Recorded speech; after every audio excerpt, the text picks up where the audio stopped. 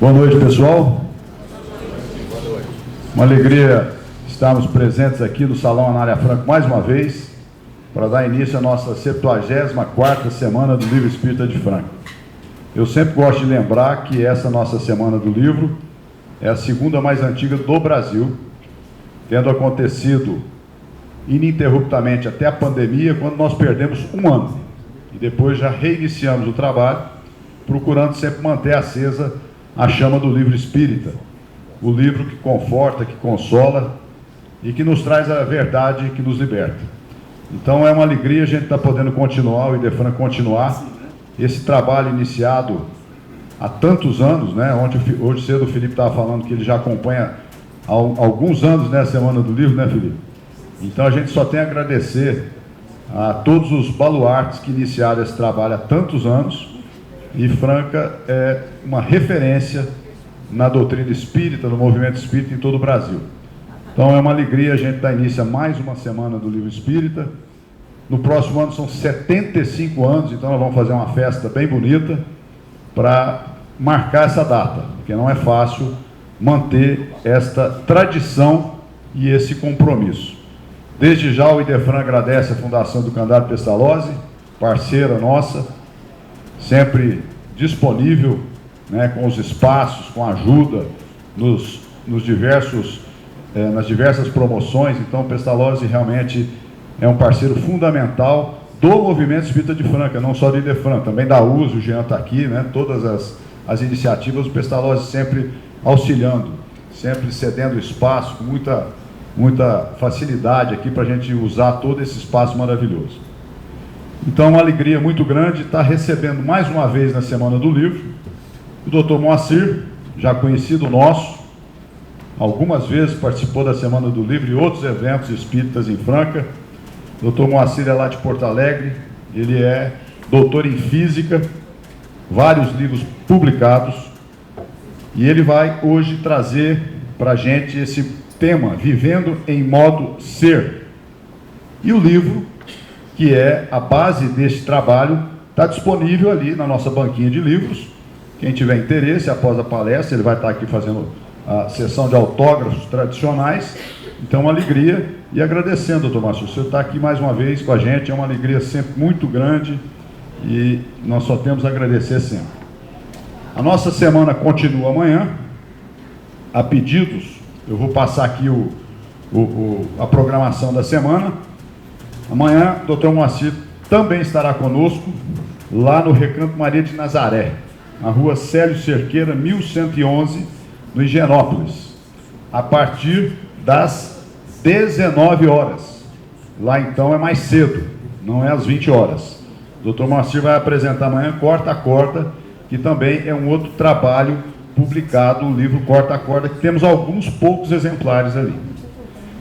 Na segunda-feira, continuando a Semana do Livro, lá no Centro Espírita Monsenhor Cando Rosa, o nosso Mário Arias Martinez, aqui de Franca, vai apresentar o tema Ação Magnética da Prece e Mediunidade Curadora.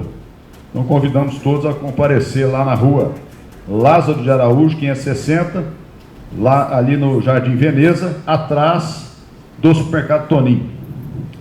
Na terça-feira, estaremos com a Semana do Livro no Grupo Espírita Luz e Amor. Estará conosco o nosso também grande amigo e colaborador da semana e do Idefran, o Orson Peter Carrara. Ele vai trazer para a gente um outro tema interessantíssimo, o processo obsessivo da fascinação. Aqui na rua Álvaro Abranches, todo mundo conhece o Luz e Amor, 965, na terça-feira. Na quarta-feira, tradicionalmente, nós temos sempre alguém representando a Associação Médico Espírita de Franca. Este ano, a palestra da AME vai acontecer na Nova Era. Vou falar o endereço da Nova Era para quem não sabe ainda, tá? Na rua Campos Salles, 1993, no centro. E a doutora Thaisa Mourão Vasconcelos de Matos, que faz parte da Associação Médica Espírita de Franca, vai apresentar um tema ligado à adolescência. Então vejam que os temas estão bastante variados, né? Na Semana do Livro, isso é uma das coisas que a gente gosta, de variar os temas, né? Na quarta-feira. E fechando a Semana do Livro, que esse ano será mais curto em função do feriado prolongado, no dia 17, na quinta-feira, nós vamos ter uma mesa redonda sobre o Livro dos Espíritos, que o Livro dos Espíritos, dia 18 de abril, é o dia do Livro dos Espíritos. Então nós vamos fazer uma mesa redonda sobre o Livro dos Espíritos. Vai acontecer na Fundação Zé Marques Garcia, Fundação Allan Kardec, no Centro Espírita Zé Marques Garcia, aqui na rua Zé Marques Garcia. E essa mesa redonda, quem vai participar vai ser a Josiane Oliveira, a nossa popstar Marleninha Sado, Francisco Cruz, o Mário Arias, e eu vou ser o intermediador desse debate. Então, fechando mais cedo a semana, é uma alegria contar com a presença de todos vocês durante esses próximos dias. Muito obrigado. Nós vamos agora ter 3 números musicais com a Maria Ângela Pires, ela que é professora de música, faz um trabalho de educação musical online, super interessante. Vocês têm aí nas poltronas esses folderzinhos, e também ela tem um trabalho que é direcionado para empresas. É um trabalho de teclado em grupo para trazer harmonia, colaboração entre todos os que participam daquela empresa. Então é um trabalho muito interessante também. Nós só queremos agradecer, tem estado conosco aqui nas nossas promoções, estará conosco estreando o piano do Allan Kardec. Ganhamos um piano, então ela vai estrear o piano lá para a gente, né? Serão 3 músicas que nós vamos poder apreciar na noite de hoje: Jesus, Alegria dos Homens, de Bach, Prelúdio número 1, também de Bach, Rapsódia de Paganini, do filme Em Algum Lugar do Passado, autor Rachmaninoff. Obrigado. Boa noite a todos. Eu acredito que é momento de gratidão. Essa semana saiu no jornal que Franca está em 4º lugar, como o melhor lugar para se viver. E isso acredito que se deva também ao movimento espírita. É uma responsabilidade muito grande. Na verdade, ele tem que chegar a 2º lugar, porque a primeira tem que ser Uberaba, onde tem 150 casas espíritas, e nós somos o 2º lugar com 100 casas espíritas. Mas isso se deve a trabalhos valorosos, como é um dos responsáveis por esse trabalho de 74 anos, o Olavo. Eu gosto sempre de lembrar dessa história. Eu sei que vocês são muito meninos, jovens ainda, não lembram disso. A maioria de nós não estávamos encarnados. Mas eu não sei se vocês sabem dessa história, nós já contamos aqui. Quando eu a ouvi pela primeira vez, me surpreendeu muito, que é a repetição do auto de fé. Em determinado momento, quando o doutor Olavo fazia a feira do livro espírita na Praça Central, o pároco da época pediu para que as pessoas que estivessem ali na igreja não passassem pela feira do livro espírita, porque ali estaria o demônio. E como ninguém conhecia o demônio, ninguém tinha visto o demônio pessoalmente, foi o dia que mais vendeu o livro espírita, porque o pessoal queria conhecer o demônio. Então, que a nossa fé, nossa alegria desses 74 anos, que é uma responsabilidade imensa na manutenção desse trabalho, que nós possamos agradecer esses companheiros valorosos. Eu gostaria de voltar essas preces também para o nosso amigo Divaldo. Quantos anos esteve aqui conosco, está conosco em pensamento, para que ele possa receber esse nosso carinho, nossas vibrações, para que ele se mantenha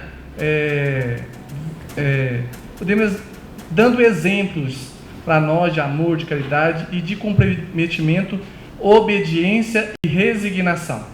Então vamos agradecer a Deus pela essa oportunidade de conhecermos, como a nossa irmã sempre diz, nossa irmã Gleide, conhecer a doutrina dos livros, que nós possamos fazer jus de estarmos encarnados aqui e perpetuarmos esse trabalho da Semana do Livro. Mestre Jesus, mentores amigos, responsáveis por esse trabalho de iluminação das almas, obrigado pela oportunidade. Obrigado por esse espaço que nos acolhe, pelos companheiros que nos antecederam, que nós possamos, na noite de hoje, sair mais fortalecidos do que entramos, para o trabalho, para vencer as nossas dificuldades, educar os nossos pensamentos, as nossas atitudes, e que possamos sempre ser instrumento de paz, de amor, de caridade, sermos dignos de dizer que somos seus irmãos fiéis. Obrigado, Mestre Jesus, que essas vibrações sejam levadas aos nossos companheiros de todos os lares, aqueles que são dos nossos pensamentos, aqueles que ainda não compreendem essa doutrina. Abençoe a nossa cidade, o nosso estado, o nosso país, o nosso planeta, e que nós possamos, durante essa semana, adquirir todo o conhecimento para nos mantermos firmes e coerentes na nossa conduta por meio de uma fé raciocinada. Obrigado, Jesus, que assim seja, se for da sua vontade, do nosso merecimento. Nós vamos fazer uma pequena apresentação do Dr. Moacir, ele que é natural lá de Porto Alegre. Sua primeira palestra foi proferida quando ele tinha 14 anos de idade. Hoje ele é reconhecido internacionalmente como divulgador da doutrina espírita, da espiritualidade, bacharel em física, também bacharel em direito, professor universitário, mestre em linguística, na área de lógica da linguagem natural. E ele tem publicado os livros Amor à Arte de Viver, temos lá no Idefran, Corta a Corda, Perdão, Quântica e Consciência, Quântica, o Caminho da Felicidade, Quântica, Espiritualidade e Saúde. E agora, recentemente, Vivendo em Modo Ser, que é o tema da nossa palestra de hoje. Então, agradecendo mais uma vez ao Dr. Moacir, a palavra está com o senhor. Muito obrigado. Boa noite a todos. Acredito que iniciamos o nosso encontro de hoje muito bem. Naturalmente, não estamos falando de reflexos do futebol, e sim na nossa presença aqui, buscando harmonia, através da música, através da prece, aquela música que é uma expressão de sensibilidade da alma humana e que, portanto, nos gratifica muito. Música propriamente dita. Porque hoje, principalmente os nossos autonomeados filósofos de auditório de televisão, acham que tudo deve ser relativizado. Isto é um plano para que nós cheguemos à ruptura de todas as nossas ligações importantes. Essa conversa que tudo deve ser relativizado, inclusive eles dizem que Einstein falou que tudo é relativo. Einstein não merecia esse desaforo, porque jamais, como pessoa inteligente, teria dito algo do gênero. Porque vejamos, no momento em que eu digo que tudo é relativo, também isso que eu estou dizendo é relativo, logo não deve ter grande confiança. Logo não devemos ter grande convicção. E o último dos filósofos, porque na era moderna eles se tornam raros, a entender perfeitamente que existe o certo e o errado. E nós temos que ter noção disso. Existe a verdade, existe a não verdade. Foi Immanuel Kant, que falava sempre que nós devemos fazer o certo porque é certo, não esperando recompensa nessa vida ou na outra, e sim por um ato de nobreza, de respeito à nossa própria dignidade como seres humanos. E Kant vai além quando diz que nós só somos livres quando agimos corretamente. Quando nós deixamos de agir corretamente, nós deixamos de ser livres. E assim nós vamos entendendo, numa semana do livro espírita, começando a nossa reunião de hoje com vibrações elevadas que nos conectam com a espiritualidade e nos levam a evoluir. A semana espírita é a busca da verdade, e é só a verdade que nos liberta. Se nós não a buscarmos, se nós não a conhecermos, nós estaremos presos a tabus, a preconceitos, e é claro que a verdade se vai revelando a nós na medida em que nós vamos evoluindo. Não precisa retornar muito na história da humanidade, bastam 300, 400 anos, que na história do universo é muito pouco. O universo vive, de acordo com os cálculos mais atuais, há exatos 13,8 bilhões de anos. Então, alguns anos na nossa história é pouca coisa, e nós encontraremos o homem não conseguindo entender determinados fatos que eram científicos, porque acreditava só no mundo do sensório, naquilo que ele percebia. Então não era possível acreditar, por exemplo, que a Terra era esférica. Porque se a Terra for esférica, Nós temos que imaginar que neste momento há alguém que estão com os pés voltados contra os nossos. E nós sabemos, e aí vinha o pensamento antigo, nós sabemos que estamos de cabeça para cima. Esse coitado que está com os pés virados contra os nossos está de cabeça para baixo, e ninguém resiste estar de cabeça para baixo. E diziam mais, se a terra girasse, estaríamos todos muito tontos. Não resistiríamos a esse giro, porque não tinham condições de alcançar a verdade, porque estavam presos a preconceitos, como hoje existe um preconceito estranho, porque é contra a verdade. Nada tem valor, tudo é relativo. Um sujeito diz alguns versos mal rimados, assassinando ao mesmo tempo a língua portuguesa e o que ele pretende chamar de música. Existe uma percussão acompanhando, isso chama música. Não é questão de antiguidade ou modernidade. Música precisa ter um conjunto de sons harmônicos, pelo menos um conjunto de notas musicais, tocáveis, repetíveis em um instrumento qualquer. O resto é poesia, é declamação pura e simples. E assim, pouco a pouco, nós começamos a cair numa armadilha muito perigosa. Ao invés de sermos a nossa essência, isso é viver em modo ser, nós temos necessidade de nos adaptar à opinião dos outros, à opinião da maioria, à opinião da mídia. Então tem que dizer que tudo é relativo. Família é uma coisa muito relativa. Amor, muito mais. E começamos pouco a pouco a cortar todos os nossos pertencimentos. E o que acontece com uma pessoa quando corta todos os seus pertencimentos? Ela fica absolutamente sem rumo. E quem está sem rumo aceita qualquer tipo de tábua de salvação. Nós cairíamos naquele ceticismo absoluto de Pirro, que dizia, não se pode acreditar em nada. Esquecidos de refutar, dizendo que se nada se pode acreditar, também não se pode acreditar nessa frase. E temos que buscar as nossas ligações com o que há de sublime, com o que há de superior no ser humano. Porque no momento em que todos esses pertencimentos são cortados, nós aceitamos qualquer tipo de ideologia. Nós aceitamos qualquer tipo de solução. Porque primeiro fazem com que nós nos sintamos náufragos. Esse é o grande artifício do materialismo, principalmente do materialismo dialético. Quando nós nos sentimos náufragos, nós aceitamos qualquer tábua de salvação. O pânico, quando é gerado, e esse é outro dos objetivos, não nos permite pensar corretamente. Se alguém está se afogando no mar tormentoso, passa por perto uma nau, uma lancha, e da lancha ele atira uma tábua com uma corda para que ele se grude nessa tábua, ele se gruda na tábua. Não há dúvida. Pode ser até corintiano e ter um periquito Palmeiras desenhado na tábua, que ele vai se agarrar ali. Porque ele perdeu o rumo, ele perdeu o pertencimento, ele está náufrago, ele não está raciocinando. Não é por outra razão, nesse esquema de tornar as pessoas materialistas, que no momento da pandemia se semeava o pânico. Que vantagem existe para que uma pessoa, um pouco antes de dormir, ligue o seu aparelho de televisão e veja pessoas sendo enterradas em valas comuns, dizendo que não tem solução, que o mundo está perdido? Que vantagem se tira a partir daí?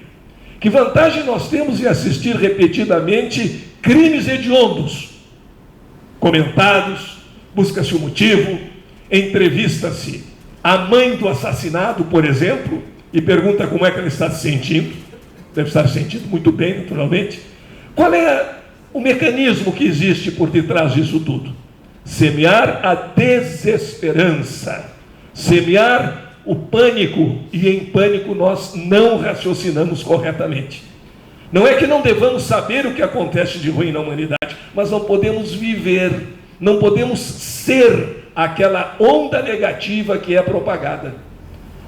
O que nos causa, por exemplo, assistirmos repetidamente a cenas de um crime hediondo? Dois sentimentos altamente prejudiciais, altamente negativos. Nós ficamos com verdadeiro ódio, nós ficamos com muita raiva do criminoso, e é natural, somos humanos, e ao mesmo tempo profundamente penalizados, entristecidos, outra coisa negativa, com a situação da vítima. E no momento em que começamos a nos envolver, tomar conhecimento é uma coisa, se deixar envolver é outra completamente diferente. A física atual nos ensina dois grandes princípios que se coadunam perfeitamente com o nosso conhecimento da espiritualidade. Número 1, a expectativa do fato cria o fato. Isso lá no mundo subatômico. Se nós montamos uma experiência para que o elétron se manifeste como onda, ele se manifesta como onda. Se nós montamos uma experiência para que ele se manifeste como uma partícula, como um pedacinho de matéria, ele se manifesta como um pedacinho de matéria. A física antiga achava impossíveis as duas coisas. Era maniqueísta, como muita gente hoje é separatista, é extremista. E achava que ou era elétron ou era onda. As duas coisas eram absolutamente impossíveis. Até que as experiências provaram que o elétron às vezes se comporta como onda e às vezes como partícula.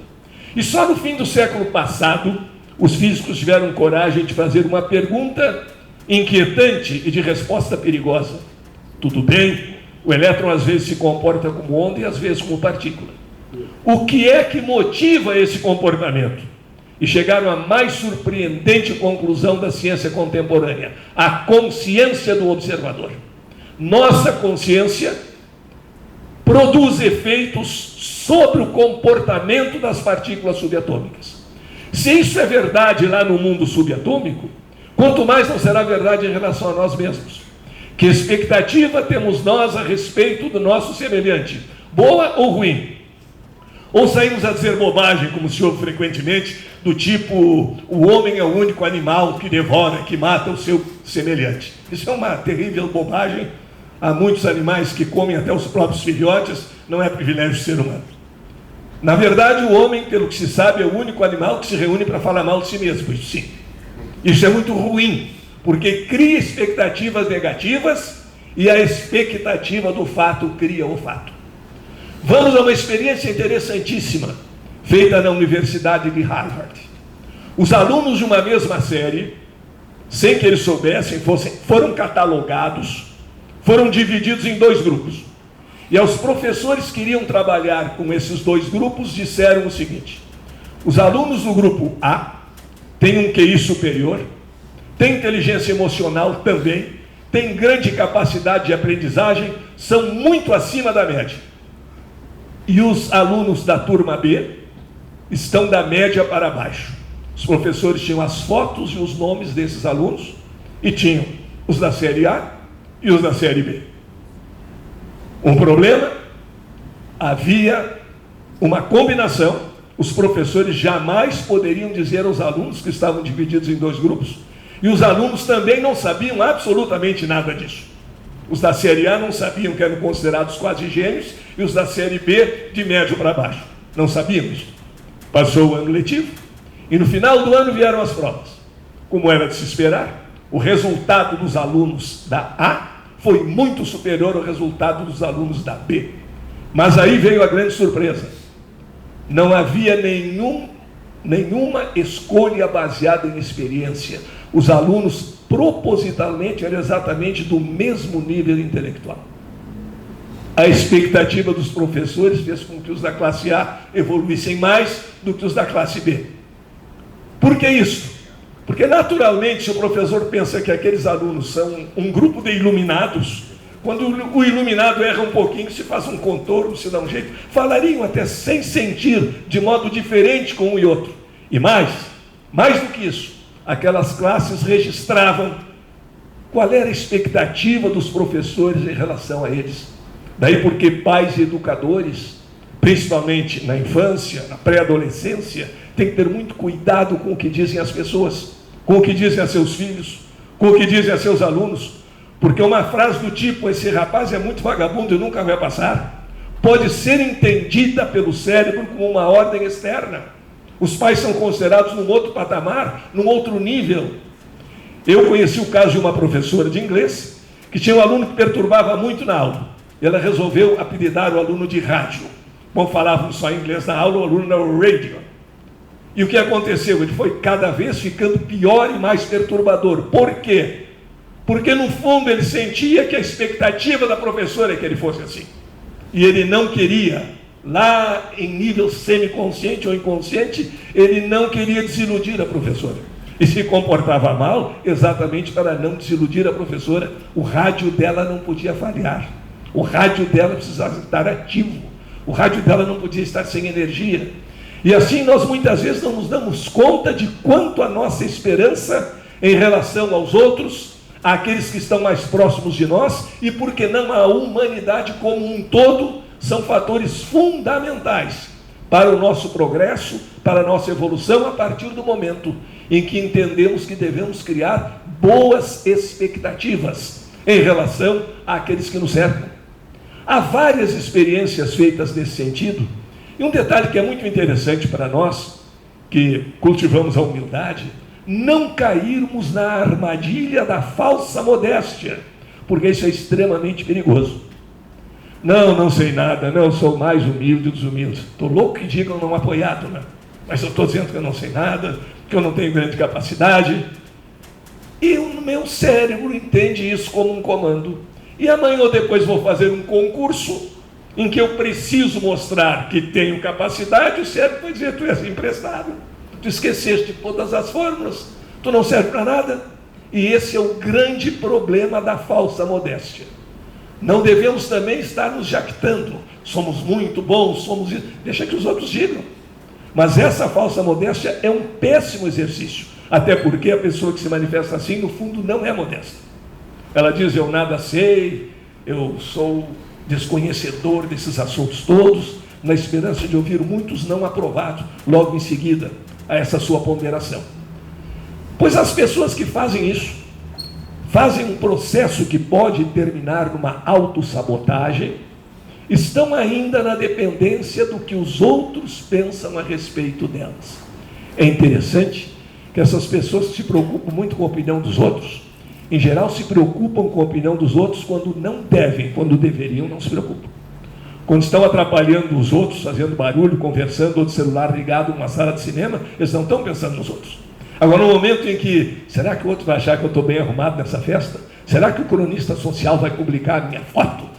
Nem passou perto de mim, ainda não tirou a foto, que desespero. Tive só 2 likes na minha última publicação. Isso é um horror. Isso é depender da opinião dos outros. Eu preciso ter a opinião dos outros, eu preciso ter alguma coisa.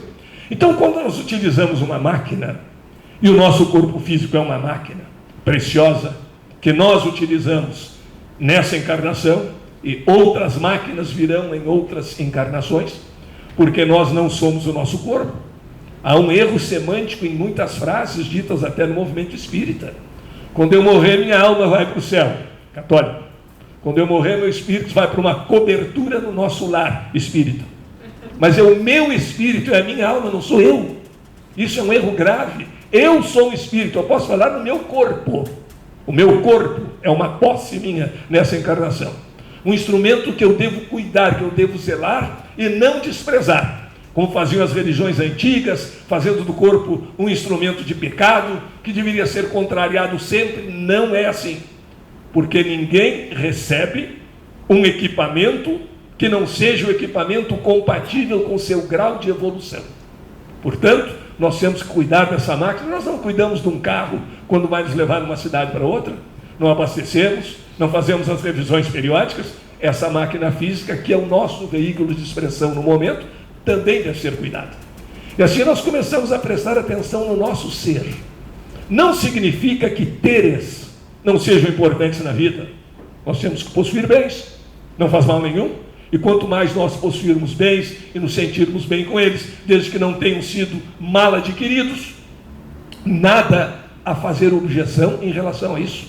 Mas a essência, o ser, deve ser muito mais cuidado.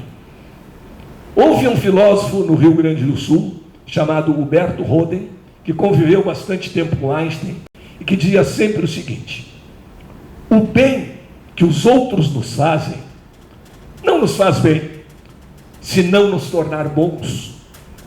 O bem que nós fazemos aos outros é que nos faz bem, porque nos torna bons. E o mesmo para o mal. O mal que os outros nos fazem não nos faz mal, porque não nos torna maus. Agora, o mal que fazemos aos outros pode e certamente nos faz mal, porque pode nos tornar maus. Nós podemos nos habituar com esse tipo de comportamento, o que não é bom, o que não diz respeito à nossa essência. Por isso que quando falamos em viver em modo ser, os teres são objetos de nossa propriedade e não nossos proprietários.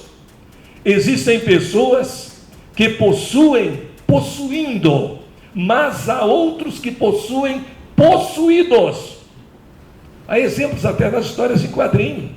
No Walt Disney, o Pato Donald, Tio Patinhas, o pato mais rico do mundo, e o seu rival, o McMoney, os dois hoje taxados pelo Trump, naturalmente. Nessa história, o Tio Patinhas é multimilionário, mas não gasta, para não deixar de ter. E quando descobre que o seu rival está 1 cento mais rico do que ele, entra em crise existencial, entra em depressão e começa a caminhar pensando em volta de sua caixa forte. Ele possui possuído e não possui possuindo. Então, no momento, e diz o Dalai Lama, em que nós nos preocupamos mais com o ganhar, com o trabalho, com o externo, esquecemos o amor à família e aos filhos, nós estamos gastando demais com o de menos, que é importante sem dúvida, mas que não é o fundamental na nossa existência. E se nos dermos conta, tudo na nossa vida nós podemos fazer em modo ser ou em modo ter. Desde as coisas mais simples. Eu lembro, no último espetáculo de som e luz, que eu assisti uns desfiles na cidade de Gramado, isso acontece em qualquer lugar, num show qualquer um, num concerto, que às vezes é um desconcerto, mas também acontece. Aquelas pessoas que com o telefone celular atropelam os outros, ficam na frente dos outros de qualquer maneira, porque tem necessidade imperiosa de gravar tudo aquilo. Por quê? Estão deixando de ser participantes daquele espetáculo. Estão perdendo os melhores momentos de se integrarem na boa vibração, na beleza e curtir aquele espetáculo todo. Não, elas pretendem ter o espetáculo gravado. Agora eu tenho o show aqui. Agora eu tenho o Elvolo aqui. Agora eu tenho Estãozinho Chororó aqui. Está no meu celular. Eu escuto a hora que quero. O show passou a ser minha propriedade. E é um ledo engano. Nós perdemos a grande oportunidade de participar diretamente com a nossa vibração positiva. De nos engajarmos naqueles momentos de música, de harmonia, de um desfile bonito. Nós não estamos prestando atenção a nada disso. Nós estamos prestando atenção na imagem do celular e verificando se estamos filmando corretamente, porque queremos ter aquele espetáculo. Há também os que esquecem dos outros, né? Botam a namorada nos ombros, já não ouve mais nenhum som, porque o ouvido fica tapado pela namorada. Talvez para eles seja mais agradável. Mas botam a namorada no ombro. Naturalmente a namorada não é um corpo transparente nem translúcido, é um corpo opaco. E quem está atrás que se dane. Aí deixar de se preocupar com os outros, mas é aquela ideia de precisar ter. Então, até no assistir um espetáculo, nós podemos assistir em modo ser. Eu sou parte do espetáculo. Eu sou participante. Eu sou alguém que está conjugado com toda essa vibração do espetáculo. Ou eu tenho que ter o espetáculo guardado no meu celular. É claro que depois o som não é o mesmo, a imagem não é a mesma, e deixamos de lado oportunidades importantes. Conhecer. Nós podemos conhecer em modo ser e conhecer em modo ter. O que é o conhecimento em modo ter? O conhecimento em modo ter é o conhecimento antigo. É o conhecimento para validar uma eventual supremacia sobre os outros. Se eu tenho mais conhecimento, eu tenho domínio. Se eu tenho o segredo da bomba e o outro não tem, eu posso ameaçar o outro com a bomba e ele vai ceder diante dessa ameaça. Isso é conhecer em modo ter. É um conhecer para dominar. Eu quero conhecer porque eu preciso dominar. Dominar o conteúdo, dominar os outros, dominar tudo. E o que é o conhecer em modo ser? O conhecer em modo ser é o conhecimento do Evangelho, é o conhecimento da doutrina espírita, é o conhecer para partilhar, para ser espiritualmente evoluído e assim partilhar com os outros essa evolução. Aliás, há um detalhe muito interessante: o conhecimento, assim como a doação, seguem uma aritmética diferente. Se um de nós tem um pedaço de bolo, ou um bolo inteiro, e vai dar um pedaço deste bolo para um amigo, existem duas maneiras de encarar isso aí. Materialmente, objetivamente, aritmeticamente. Por maior que seja o prazer com que damos aquele pedaço de bolo para o nosso amigo, na realidade nós agora temos um bolo menos um pedaço. Nós temos menos. E se nós somos heróis do ter, isso nos preocupa. Mas a aritmética aí é diferente. Quanto mais nós doamos, mais satisfação. E terminamos tendo mais prazer, sendo mais autênticos naquele benefício, naquele bem-estar causado por servir nosso próximo, do que teríamos se comêssemos mais uma fatia de bolo. E o amor, então, é o exemplo mais típico de tudo isso. Quanto mais nós amamos, mais capacidade de amar nós temos. Eu dei todo o meu amor para alguém, tá? Não pode ser. Está quantificando o amor, está medindo quantas unidades de amor deu e quantas quer de volta. Se amar em modo ter. Quem ama em modo ter, pensa só na reciprocidade. Se preocupa apenas com uma espécie de jogo de trocas. Como aquele pai que, quando o filho está perto do vestibular, diz: eu te dei tudo que eu podia te dar até hoje. Se fosse cobrar em dinheiro, não tinha valor que pagasse. E agora tu não podes me dar a decepção de rodar no vestibular. Mas eu nem quero pensar nessa hipótese. E o pobre jovem adolescente fica com aquela carga toda nos ombros e sentindo um eterno devedor. Amor de pai, qualquer tipo de amor, amor de irmão, amor de amor. Esse amor não se contabiliza, não tem preço, não é verificável quantitativamente. O amor que Jesus teve por nós, o que ele nos exigiu em troca, exigiu que fosse também amado, glorificado? Não. Pediu que amássemos o nosso próximo, a partir de todo aquele amor que ele nos deu, sem pedir nada para si. E por certo não ficou infeliz com isso. Não foi para ele um sacrifício. Não devemos cultivar essa ideia errada. Eu dei tanto amor para alguém, foi um sacrifício. Não é um sacrifício. O ato de amar não pode ser considerado como um sacrifício. Senão Jesus teria que nos cobrar o quê? Por quanto tempo e por quantas encarnações? Mas ele sofreu muito. Mas o sofrimento, quando lhe conhecemos a razão, é diferente. É uma missão, é uma necessidade, é uma escolha que ele fez para nos dar o exemplo. Então, se nós amamos em modo ser, nós queremos o bem, o crescimento, a independência da pessoa que amamos. Nós sabemos que uma criança de 3 anos não pode atravessar uma rua sozinha. Então o pai vai dizer: você quer atravessar a rua de mão dada comigo. Deve ser assim. E a criança vai obedecer. Mas o que pensar de um pai que, quando o filho tem 30 anos, ainda está dizendo que tem que atravessar a rua de mão dada com ele? Não libertou o filho, não soube amar, amou em modo ter. Eu tenho os meus filhos, eu sei o que é bom para os meus filhos, eles não têm discernimento para isso, logo eles devem fazer tudo que eu mando. A pobre mulher do amante em modo ter é escrava, porque ele quer que ela seja o reflexo e a realização de todos os desejos que ele imaginou, e não ter personalidade própria. O mesmo para o outro lado do casal. Então, se amamos, nós queremos a libertação do ser amado. Por isso, um pai, um mestre, vão se sentir felizes no momento em que o filho ou discípulo não precisa mais deles. Isso é amar em modo ser. Amamos nossos filhos até aquele ponto em que eles não precisam mais de nós, que eles podem nos dar conselhos, que nós podemos trocar ideias, que eles são independentes. Isso é maravilhoso. Quem ama em modo ser quer a liberdade e não a escravidão da pessoa amada. Esse sentimento superior é que nós temos que cultivar e não querer agrilhoar aqueles seres a que amamos com um sentimento de amor possessivo, que aí nós entramos novamente naquele amar em modo ter, e não querer ver a realização da pessoa amada. O mestre deve ficar muito contente quando o aluno conseguir superá-lo, mesmo no conhecimento, porque essa é a prova da evolução. Se nós conseguimos vibrar com a felicidade do outro, com a independência do outro, isso é muito bonito. Agora, infelizmente, hoje há pessoas confundindo independência com não dar bola para o outro. Esquece o outro. Independência não significa que nós esqueçamos os bons laços, os bons sentimentos que nos unem.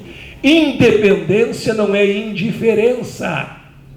Nós somos um casal independente, eu não sei o que ele faz, ela não sabe o que eu faço, está tudo bem. Não, isso aí está mal. Aí nós estamos indiferentes, e o amor deve unir. Deve cada um ter o seu pensamento, a sua independência, mas não viver na indiferença. Indiferença nós não devemos ter pela humanidade em geral, não devemos ter por ninguém, porque nós nos preocupamos com o progresso, com a realização do ser humano. Isso foi o que levou o Krishnamurti a dizer numa ocasião: eu sou esse mundo todo. Há uma diferença. Há pessoas que gostariam de dizer: eu tenho esse mundo todo. Não tenho, eu sou. Eu participo, eu sou uma parte integrada desse universo, e sei que a partir dos bons pensamentos eu posso seguir adiante. Nós falamos no início que havia duas leis importantes na física contemporânea que nos levam ao entendimento da nossa doutrina. Falamos na primeira: a expectativa do fato cria o fato. O típico efeito Pigmalião, que acontece muitas vezes com filhos, com adolescentes. Pigmalião é aquele famoso escultor da lenda grega que esculpiu uma estátua de mulher tão perfeita que se apaixonou pela estátua e não queria saber mais das outras mulheres, porque elas não eram a estátua e não tinham a perfeição da estátua que ele havia construído. Típico amor em modo termo, né? Eu tenho a estátua. Mulher que eu amo tem que ter as mesmas características da estátua, ou seja, depender de mim, ser esculpida por mim no plano físico, mental e espiritual, se possível. Esse é o problema e também da expectativa do fato criar o fato. Há muitas pessoas que adoram contar desastres. E não adianta, eu tenho um conhecido que é assim. Soube do crime tal em tal lugar? Não soube, nem precisa me contar, mas ele conta. Não adianta. Tem prazer em contar aquilo. E gerar medo nas pessoas, gerar pânico, etc. Aí nós vemos o seguinte: como a expectativa do fato cria o fato, a partir do momento que nós começamos a nos preocupar demais com alguma coisa, a ponto de chegarmos ao pânico, à perda de controle, nós, sabendo que a expectativa do fato cria o fato, nos tornamos veículos de maior atração para aquelas coisas negativas. É claro que nós temos que ter nossas cautelas, nossos cuidados ao andar na rua. Mas se eu sair pensando só na possibilidade de um furto, só na possibilidade de uma agressão, só na possibilidade de uma falha mecânica no carro, não é que aquilo vá acontecer necessariamente. A ciência atual não é de certezas, é de probabilidades. Mas é mais provável que aconteça conosco do que seria se nós pensássemos de um modo diferente. Aí por quê? O cultivo do pensamento positivo, das boas energias, das orações, que cada vez mais tem a comprovação de sua eficácia. E pensar na nossa parte espiritual e ser essa parte espiritual.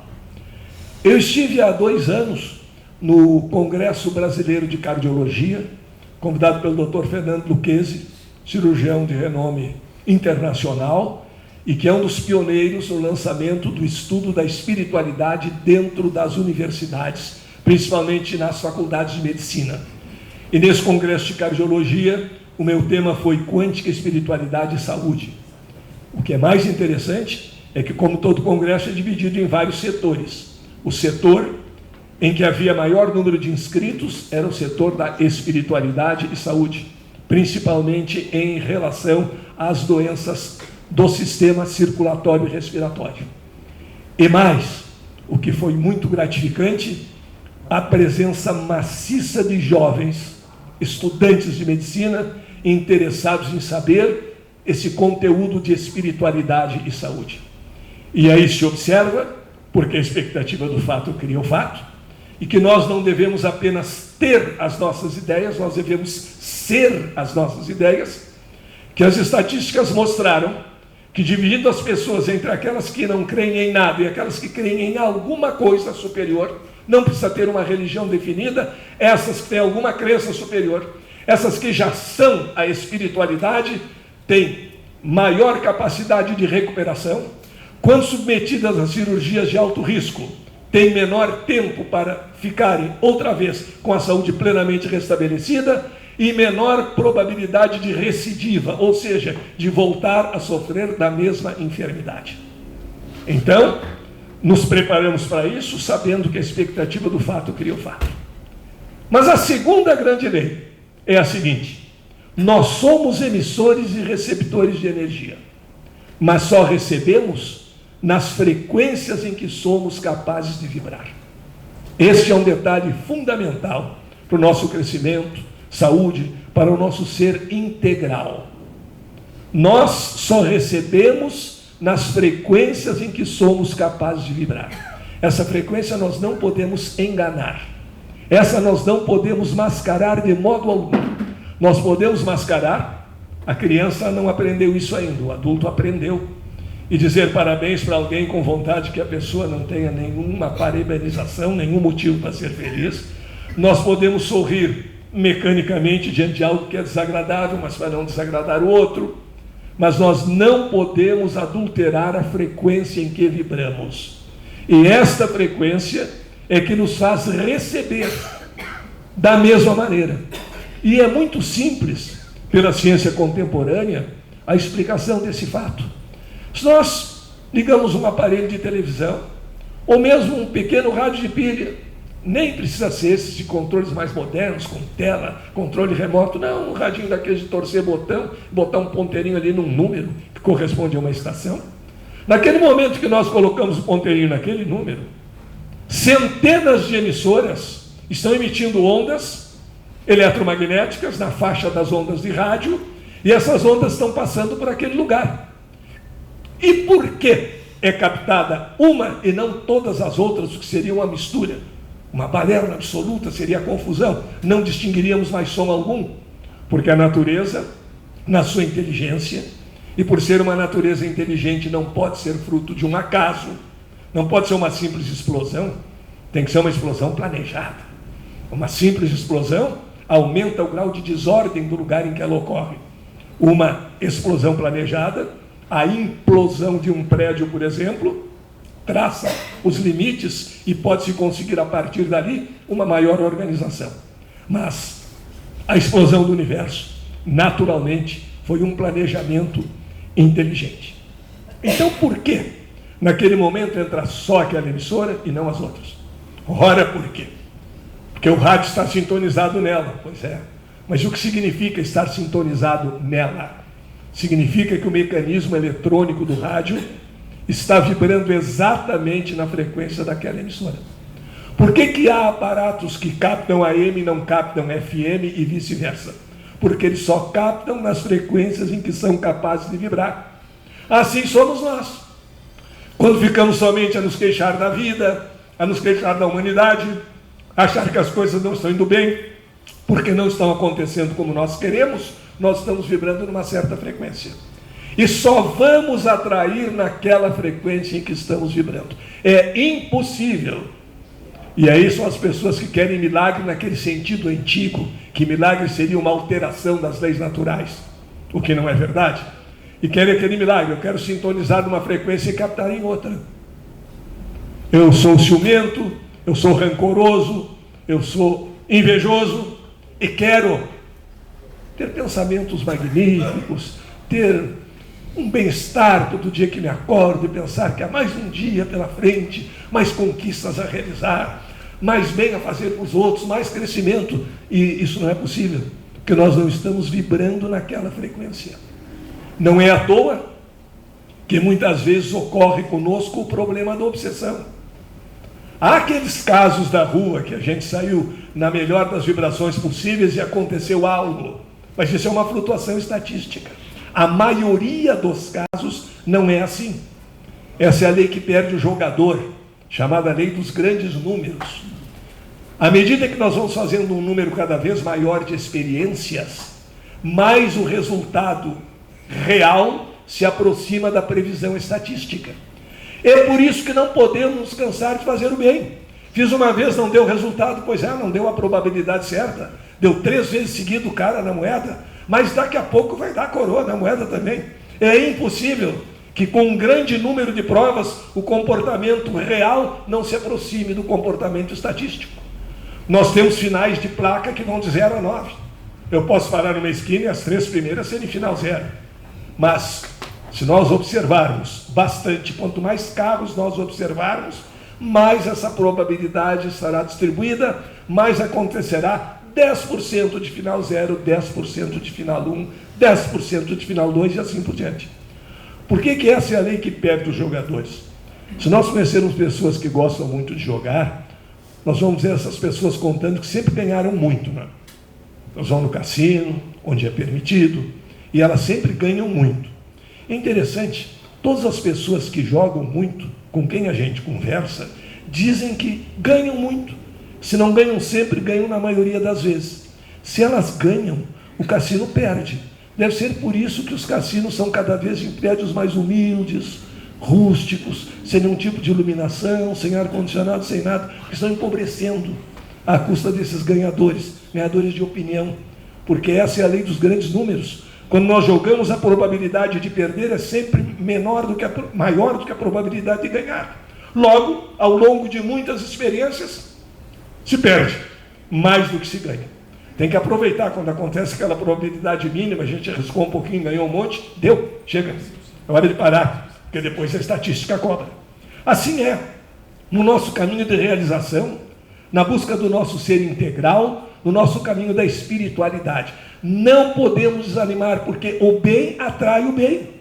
Ah, mas eu fiz o bem e não fui atendido e fui maltratado. Foi um evento, foi uma experiência. Nós temos muitas encarnações para tentar, então temos que tentar sempre o bem, sem desistir, porque é muito mais provável que o bem chegue às pessoas que vibram na sua frequência do que não chegar. Pode haver uma vez um ruído na estação, pode haver uma interferência, mas vamos continuar tentando, porque a lei dos grandes números nos diz exatamente isso. Estamos agindo racionalmente, dentro do cálculo de probabilidade, semeando o bem, tendo a certeza de que colheremos o bem. Mas eu não vou semear pensando em quanto vou colher. Eu não posso transformar a ação correta, a ação do bem, em um jogo. Ah, eu vou fazer o bem hoje, isso deve valer tanto, depois eu vou ganhar tantas graças, etc, etc.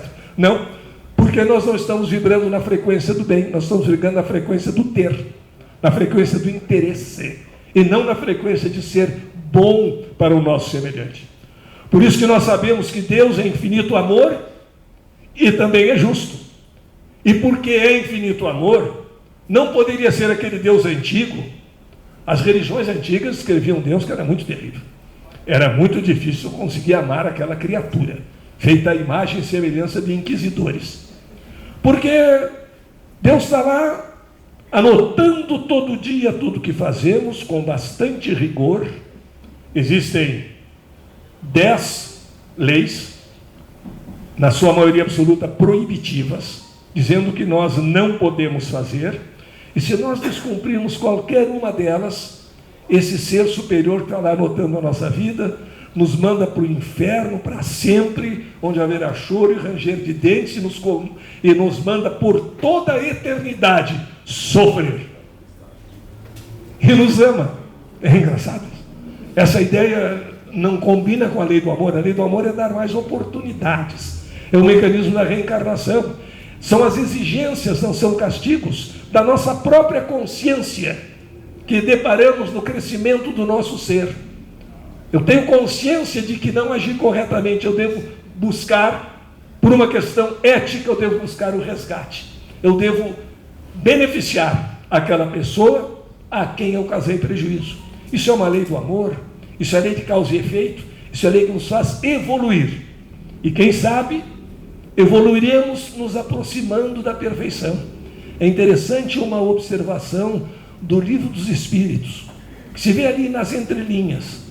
É melhor não errar do que pedir desculpa, porque quanto mais nós diminuirmos a nossa taxa de erros, mais nós nos aproximaremos da perfeição. Não somos perfeitos, vamos errar, Errar é humano, mas vamos procurar errar menos. Esse mecanismo só de pedir desculpa não adianta. Alguém está no supermercado, a pessoa vem atrás e bate com o carrinho no seu calcanhar de Aquiles. E diz, desculpe, está desculpado. Dá mais 3 passos e o cara bate de novo. E mais 3 passos e o cara bate de novo. Seria muito melhor para ele e para nós que ele deixasse de errar em vez de errar e pedir desculpa. Porque quando nós erramos e pedimos desculpa, quando nós pedimos perdão pelas nossas ofensas, assim como nós perdoamos os nossos devedores, nós estamos assumindo um compromisso de não repetir a ofensa. Se isso foi uma ofensa, foi algo errado. Então tenho que me preocupar em não repetir esse algo errado. Isso eu adquiro na medida em que vou aprendendo a viver em modo ser, em que eu vou sendo uno com a espiritualidade, em que eu vou sendo um com Jesus. Eu não tenho que precisar, eu não posso pensar que eu vou ter Jesus aqui para mim. Meu guia espiritual é ao mesmo tempo meu guarda-costas. Não mexe comigo que ele te pega. Isso é ter, não é ser. Ser com os guias superiores, ser com a espiritualidade, ser com a doutrina, ser com Jesus, é estar em ressonância, é estar, se não vibrando, pelo menos procurando vibrar naquela frequência. E são essas frequências que nós vamos adquirindo, através do exercício, através da tentativa. É um método científico, tentativa e erro.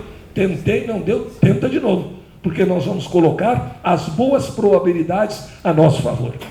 E assim, nessa vivência do livro espírita, da semana espírita, nós vamos procurando a verdade, sabendo que ainda estamos longe do nosso aperfeiçoamento. Mas em vez de nos mortificarmos pensando que ainda temos muito a aprender, vamos pensar que já aprendemos bastante coisa, que já melhoramos, que a lei é evoluir sempre, não tendo a pressa de chegar logo ao máximo, mas evoluindo pouco a pouco, nos gratificando com o que já conseguimos, e não nos mortificando com o que ainda teríamos que conseguir. Se queixar, eu sou muito imperfeita, falta muita coisa para mim. Estou somente me queixando. Estou querendo fazer um salto quântico assim, não passar pelos níveis intermediários, passar de um ser humano comum para um nível de Jesus Cristo. Não é assim. Então vamos procurando esse aperfeiçoamento, e que essa semana represente uma semeadura de luz. Há pouco falávamos no número de centros espíritas existentes aqui na cidade de Franca. O centro espírita é uma antena que recebe e difunde luz espiritual, energia. E nós sabemos da física, energia não se cria nem se destrói. Então não nos preocupemos se estamos achando que o que nós fazemos é pouco. Claro que poderia ser mais, mas é alguma coisa, é uma energia. E energia não se cria nem se destrói. Então que essas boas energias, esse ânimo, essa alegria, porque nós devemos nos alegrar com as coisas boas. Vamos parar com essa mania que a gente está aqui para ser infeliz, que a gente está aqui para sofrer. Ninguém está aqui para sofrer. Nós estamos aqui para aprender a amar e para sermos felizes, cientes das nossas limitações, mas cientes também de tudo aquilo que já evoluímos, porque do Pitecânthropus erectus até nós há um longo caminho de aperfeiçoamento da espécie humana, embora ainda haja guerras, haja erros, mas nós estamos nesse caminho do aperfeiçoamento. Vamos então cultivar a esperança, criar a expectativa de um mundo melhor e com nossas ações colaborar para esse mundo melhor, em que as semanas do Livro Espírita estarão multiplicadas e o Livro Espírita será a nossa leitura do dia a dia, porque estamos preocupados em ser melhores, em evoluir, e com a graça de Jesus, com o auxílio de nossos protetores, isso acontecerá, desde que nós criemos as devidas condições de sintonia. Obrigado a todos vocês, que sempre me recebem tão bem aqui nessa cidade de Franca, e sempre à disposição, porque nós terminamos a palestra, não é vampirismo, mas numa visão negativa eu podia entender assim até, mas terminamos melhores em matéria de energia do que começamos, porque pelo menos durante a palestra procuramos sintonizar com coisas positivas e assim recebemos coisas positivas, como tenho a certeza que cada um de vocês, pelo simples fato de estar aqui nesse dia, de ter ouvido aquela música harmoniosa com que foram brindadas nossas almas naquele início, sairá daqui com as baterias mais carregadas, mais contente, com maior grau de felicidade do que aqui entrou. Muito obrigado. e até a próxima.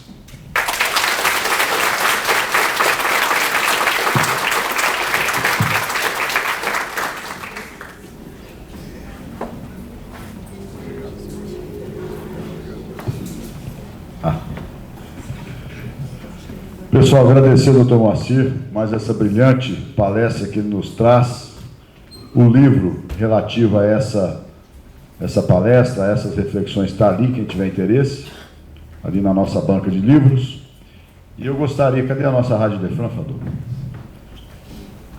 Acabou a bateria. Mas, enfim, uns recadinhos. Vocês viram aqui projetada a nossa Rádio Defran. A nossa Rádio Defran está completando 5 anos, agora no final deste ano. Estamos tendo audiência em 18 países. Confere?